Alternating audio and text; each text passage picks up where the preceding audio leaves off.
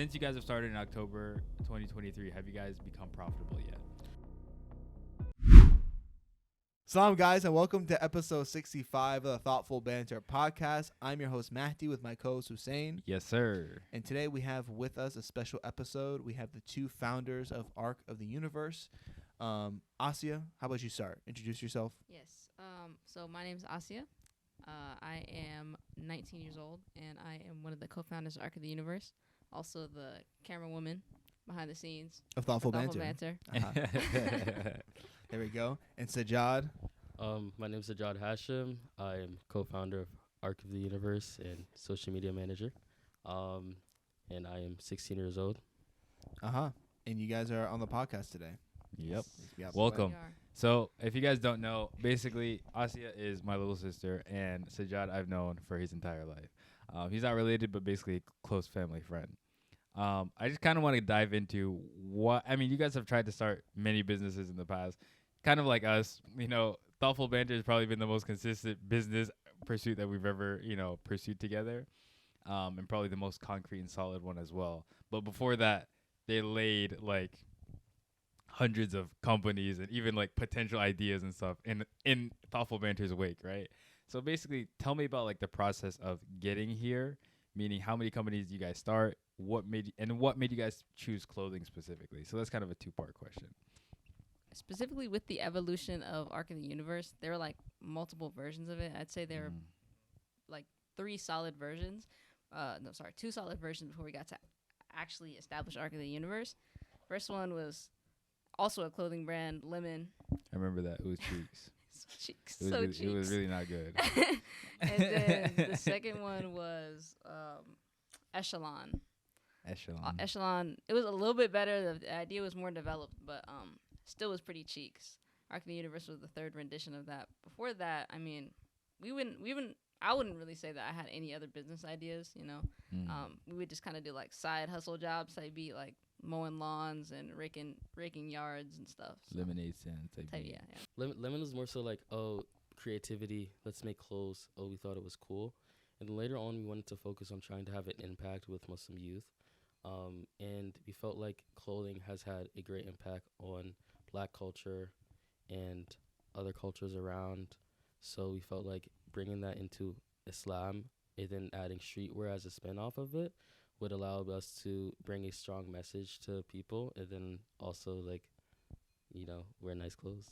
I love that. And then going into the clothing right here, me, you, everyone besides Hussein, but we're all wearing Arc of the Universe strip. You guys can get it first link below. AOTU.com.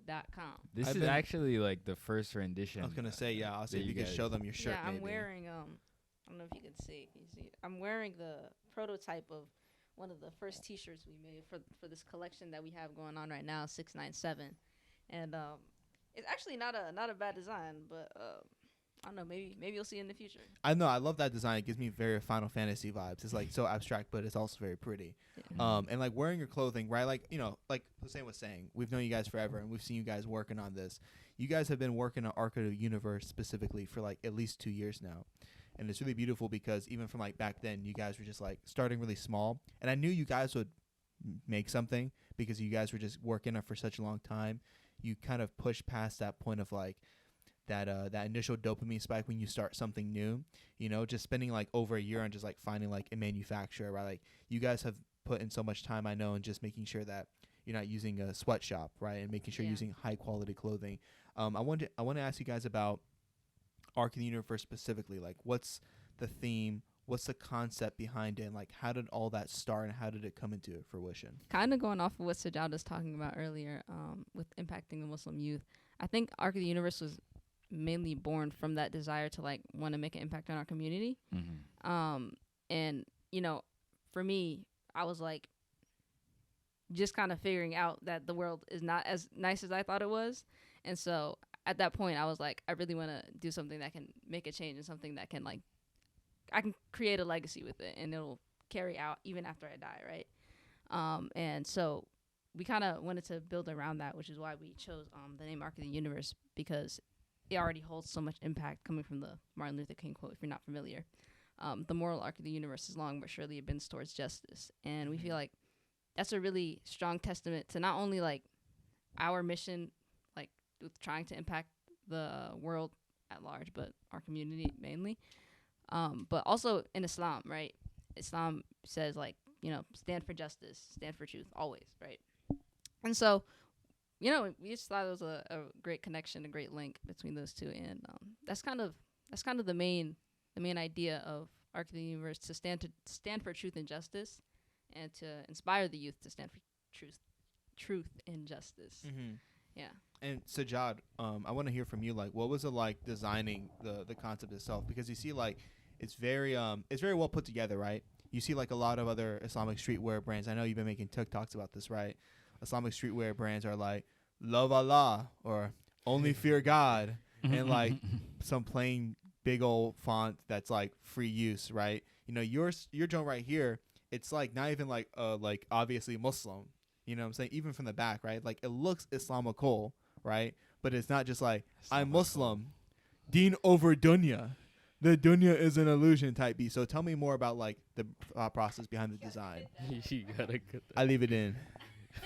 Is that actually like a reference? Let's repeat. Okay. So yeah, one biggest thing is like being unique. Trying to create products that aren't the same as what everyone else has. One of the things with that designing process really started off by focusing on the meaning and what you're trying to get the customer or whoever's seeing your clothing to kind of react to or feel. So we kind of focused on the feeling and the meaning before making the design. Because oftentimes someone will make a design and then be like, yo, that looks nice. Let me try to throw a meaning with it. But like that doesn't necessarily, correlate well sometimes. So we usually focus on like, okay, this design, what are we trying to make the people feel? What type of message are we trying to give the people, et cetera, et cetera. And then that allows us to create the design and maybe find something that matches with the design specifically.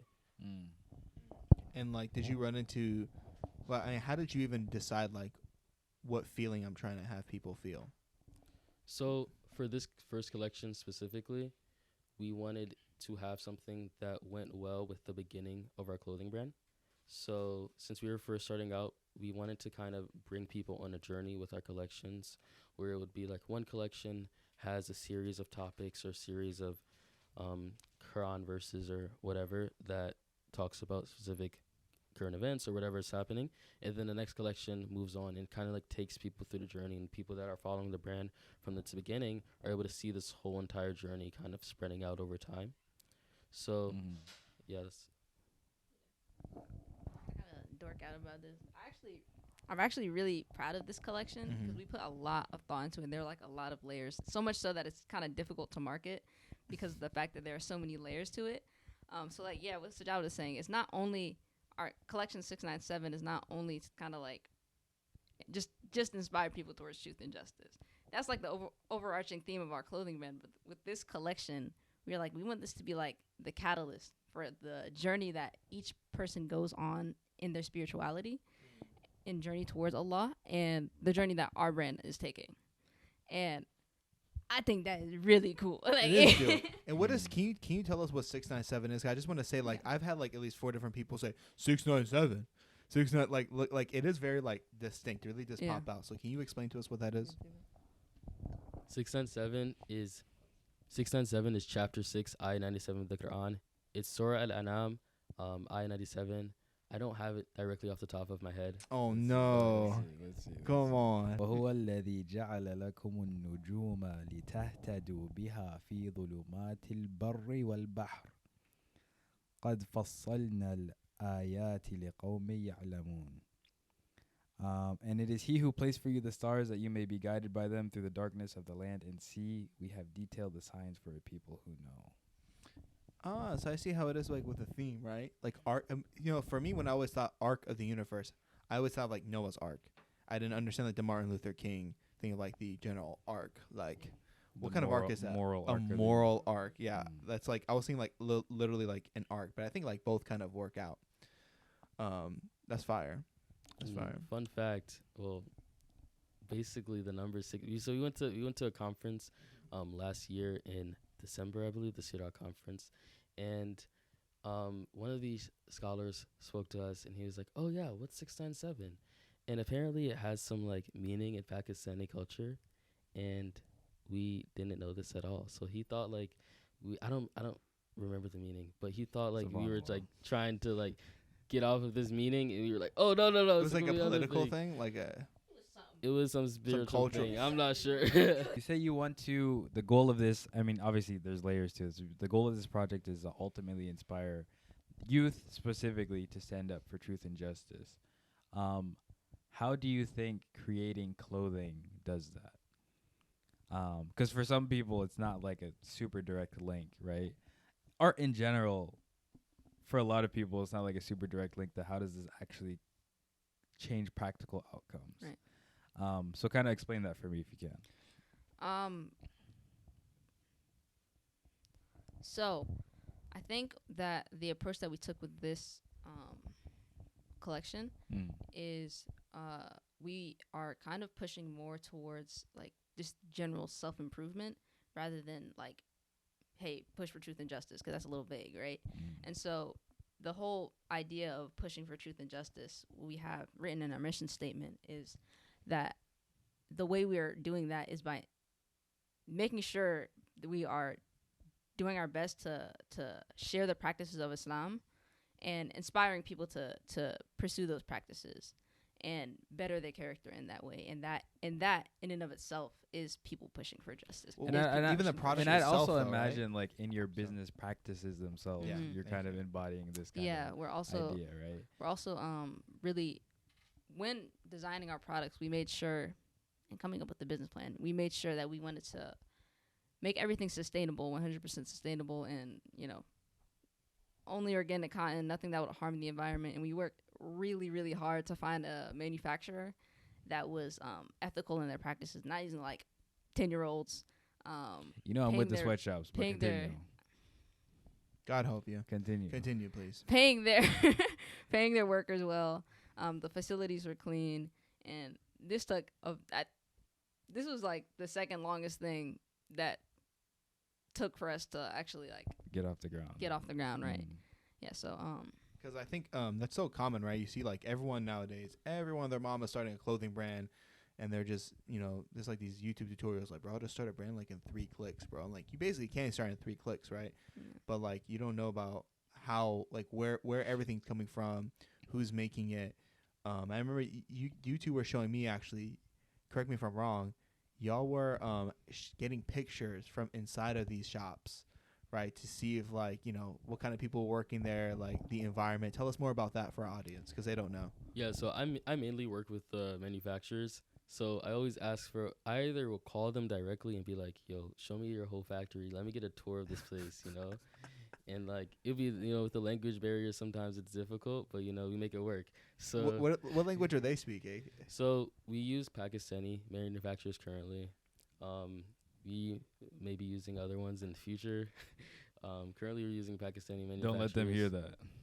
Which is which is harder to it's most people use Chinese manufacturers. They're more streamlined, they're easier, they're more professional. Because sometimes Pakistani manufacturers flat out just do whatever they want. Like we've had some stuff happen, and like bro will just do whatever he wants, and I'm just like, yo, what is this? Like we ordered some zip ups, we asked for 2 zippers, and it had 1 zipper, and I was like, why do we have 1 zipper? So it's just like sometimes there's like the small things that you have to deal with, and over time you work with bigger manufacturers, or over time you grow with your manufacturer, so that your manufacturer slowly gets bigger as you're growing. And then as far as it goes for as far as it goes for seeing if the manufacturer is credible or not, we essentially ask for photos, pictures, and I could pull one up. I mean, I don't know if you guys want to see that, but it'll be we could put on the edit. It'll be clothing everywhere, dirty. It'll be like a basement, but an unfinished basement in a 100-year-old house. Like imagine that, and then a whole bunch of clothes everywhere, and people having to work in that environment. You see like kids mold, working. other things. It's just disgusting. So yeah, that's like, and again, like I think that by itself is such a testament to, like, I guess the whole push for justice and truth, right? Because again, like we have so many Islamic, again, everyone and their mom's making streetwear clothing these days. Really bad ones too. Like it really sucks because you see like people just do it, and even people make money from it, but like the designs suck and the quality of the clothing sucks, and again like the workers, every part of it is just terrible, you know. So it's like when you think about, I guess like your mission, you guys are showing what your mission is through every aspect of your product. Because if you make a good product that number one people love, people recommend, give, you know, and like they enjoy, like I really enjoy wearing y'all stuff. Like I have to say, like it's heavy. Yes, the price is worth it because like it really is like a heavy, high quality hoodie, right? People, so you enjoy it. People look at it, they enjoy it. It's beautiful. The quality lasts a long time.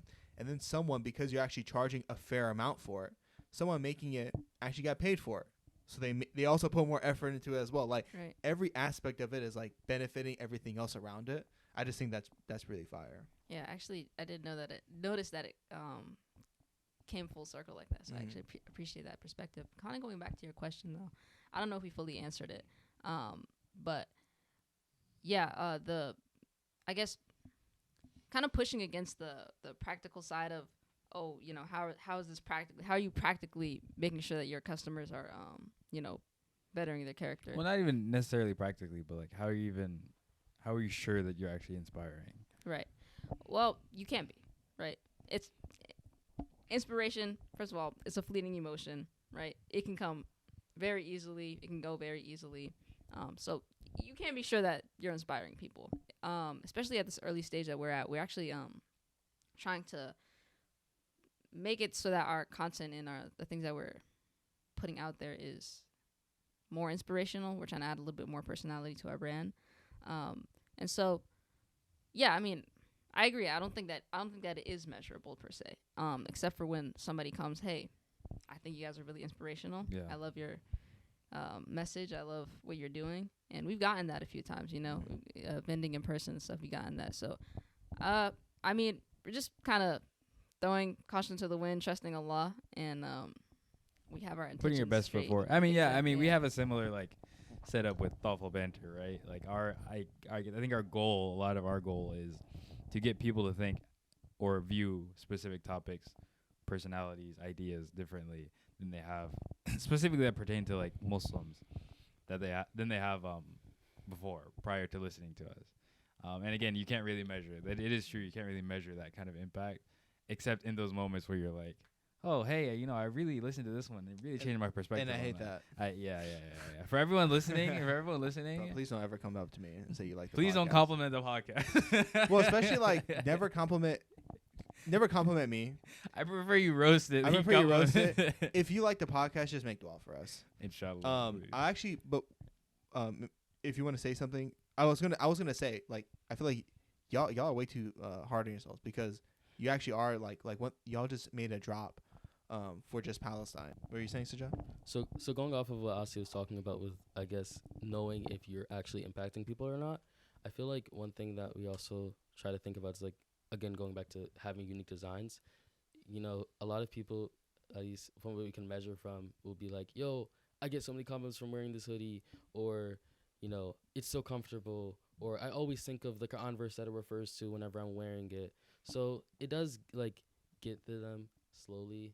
Hopefully in the future, you know, people can get, like, you know, the journey thing, and it will impact people more. But especially, like, just walking away. Like, I was at the masjid once wearing the hoodie, and this person, like, stopped me. They're like, wait, bro, like what's that? Like, where's that from? Like, cause I was leaving, and he was just like, yo, where's that from? Like, I didn't know. And I was like, it's not even released yet. Like, this is before we even dropped. I was just wearing, like, the unreleased stuff. He was like, bro, but it was, like, nice, you know.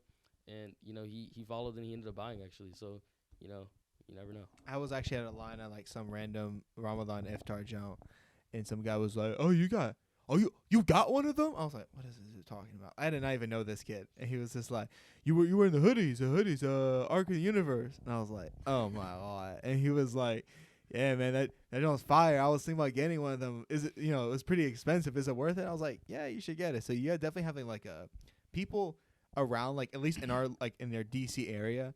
I think people know. Like, I was at the masjid last night, and some random guy was just like wearing one of the hoodies, and I was like, oh, yeah, subhanallah. Yeah, I think that's my favorite thing. Like, just seeing people around wearing like the bag or the hoodie, and it's just like, oh shoot, we making an impact. This is real.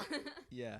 So getting into the numbers a little bit, I know Matt has some questions about the numbers. I do too. And if you want to give more detail than this, by all means, feel free to. But just if you feel comfortable sharing, are you guys, since you guys have started in October 2023, have you guys become profitable yet?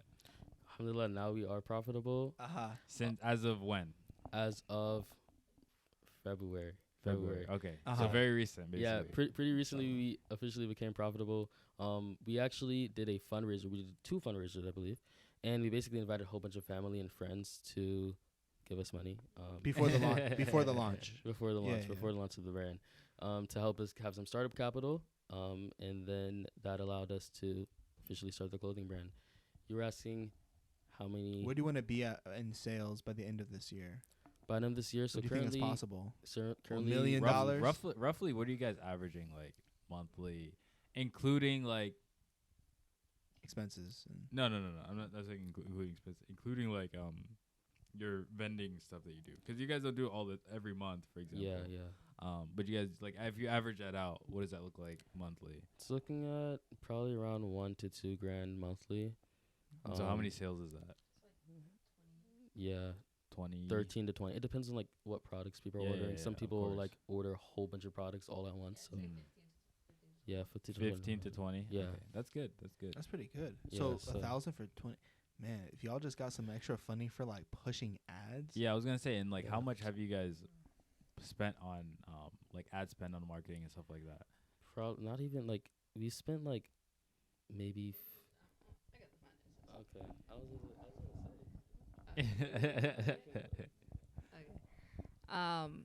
Yeah, so for AdSense, not a lot. Honestly, we haven't really gotten into that too much. Like, less than $100, less than $200? I'd say about 100, 200. Okay. So y'all So- just so get you a little guys- business credit card. yeah, we're working on AdSense. we're working on all that. Yeah. So 15 to 20 sales per month. Basically, the average is around $1,000 to $2,000 in revenue per Mhm. month. Since you guys started in October, you guys are now profitable, and you guys have barely spent any money on ad spend, or basically anything for marketing.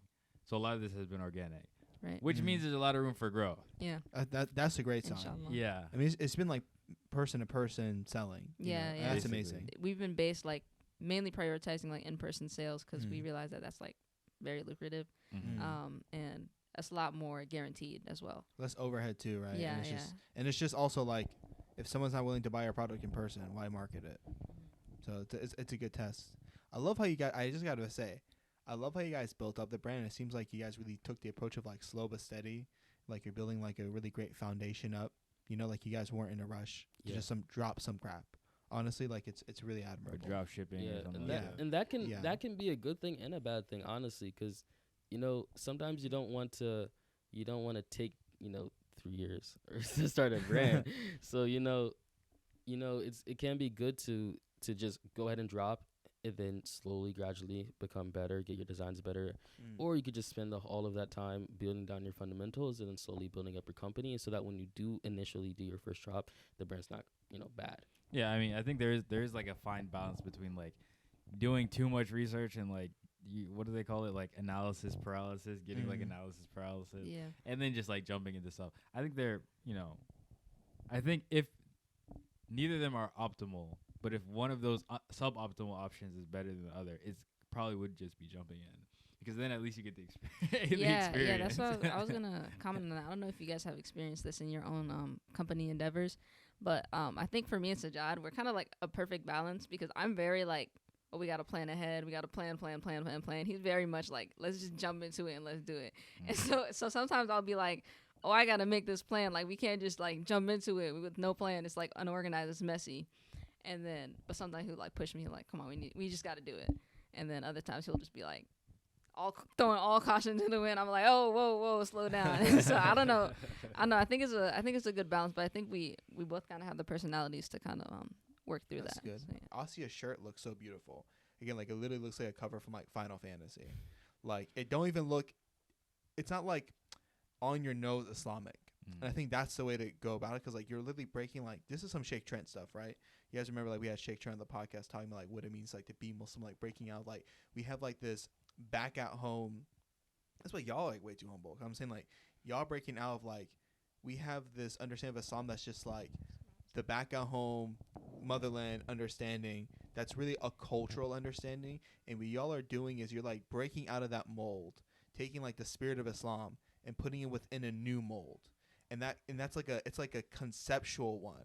Yeah, and it's I like so that you fire. brought that up because that's also something that we wanted to make sure we were doing, because being religious, being spiritual has nothing to do with what you wear. Mm-hmm. I mean, it does to an extent, obviously, To an like extent. modesty, hijab, right? Mm. But, bro, you don't need to wear a thobe and a kufi to be religious, Mm-hmm. right? And so a lot of people have these ideas, and they come from very, like cultural biases and all that type of stuff. And so, yeah, I mean, we get comments all the time like, oh, this isn't Islamic.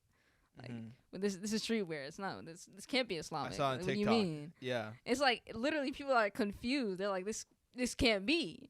And so It can't be Islamic and streetwear. Literally, Streetwear is literally. American and black. it's very Haram. interesting. That's basically what it's they very do. yeah. They literally like, oh, this is what the kafirs do. Yeah. Like, Yeah, whoa. and there's like it's interesting because when Islam came, there were plenty of customs that the Arabs had at the time that were not part of Islam. They were not rooted in anything Islamic, but they were also not problematic, and they didn't go against anything fundamentally about Islam, so they were allowed to stay. And some of them were even incorporated into their religion. So it's like good luck convincing Arabs of that. so it's just Honestly. interesting hearing people. I guess maybe it's, I don't know how intensely you guys are interacting with these people, but if someone were to say it in person, that's like, card in the back pocket. And especially if you want to talk about like, the things that deities have adopted from Hinduism and like Hindu practices. Yeah, we could get really nitty gritty You about know, it. like, Yeah. People don't know about this, bro. into Islam, like this, it's like very common thing that happened. And you have that famous I don't know, said you want me to mention this, but you have that famous letter, Najul Balagha, from Imam Ali to Malik Ashtar, right? And he says, if these people have customs that are not contradictory of anything that Islam is saying, even if they're abnormal to you or you don't understand them, you don't get them. Goodness comes from it. If goodness comes from it, Let it be, bro. let it be. Yeah. Yeah. That's a narrative we kind of wanted to push against with creating our streetwear brand. I think this is where Thoughtful Banter and Arc of the Universe have like a very similar experience, where it's like Muslims are really hard to sell to, because like people act like it's one ummah, and the longer I'm alive, the more I'm thinking it's not one ummah. Number one, there's so many different just groups of different kind of perspectives and ideas. No, let me cook. Let me cook. There's so many different. Saji not gonna let you. Might have Saji to not get gonna let this you out. collaborate. There's so many different groups and understandings. Even there's different sects, and then even within the sects, there's different groups of just people who understand what is even Islam. Like, there's so many different people. Islam is actually just like a mysticism-ish religion, and other people it's just a rule book. So there's just a lot of different understandings and ideas, and because of that, within that, everyone thinks that their own is just the default. And then most people aren't even aware of all the other ones out there. So when one Muslim is seeing something advertised to them as Islamic, they're thinking, if it's not their mold, they're like, oh no, this cannot even possibly be Islamic. And everyone, and you can't make everyone happy at the end of the day. It's like that's Right. haram. That's haram immediately. Like someone even like, it's just, you can't make everyone happy, right? I've been on y'all's TikTok. You cooked. I've been on y'all's TikTok, thank you. And like I just saw like all those comments, right? Like you're even advertising like the streetwear with like music, right? There's sounds like you hear like all these little nice sheets, right? But they see like people to see the hood flick up. Yeah. And I also think I also do kind of feel like it might be like race related too. Like you see like a black person wearing a hoodie, and you're like, Islamic and black and hoodie. This is violent. I really think that's where people are coming from. Sometimes, right? Yeah. But I don't know. Sorry, I'm talking too much. You're our guest. What do you think? I mean, varied racial biases. Yeah, I agree. Those are there. Yeah. I mean, honestly, I pay no attention to it. I pay it no mind. We've definitely gotten comments about. I remember when we like first started posting on our TikTok account, Sajada posted this video, and in the comments it was like, "Oh brother, just so you know, music is haram," and or he said something really inflammatory. He's like, "Music is haram. You're like going to hell." Something like this. This is what the Kafirs do, and I was just like. I mean, we just gave him a respectful answer back. We're like, you know, we know that there are different opinions on this. So it was eloquent. You guys we've consulted different shifts. Yeah. Reference. It was elegant. Yeah, and so yeah, and one way we've actually also been trying to never mind. Yeah. All right. Well, thank you guys for joining us. Yes, thank you for having us. The description below, the first link will be y'all's link tree. Link. You have a link tree, right? Yes, we do. Yeah. So the first link below will be the link tree. Make sure to cop some AOTU, and follow them on Instagram and TikTok at AOTU CLO. And thank you guys for watching this episode, and thank you guys for being on. Assalamu alaikum. Peace. Assalamu alaikum.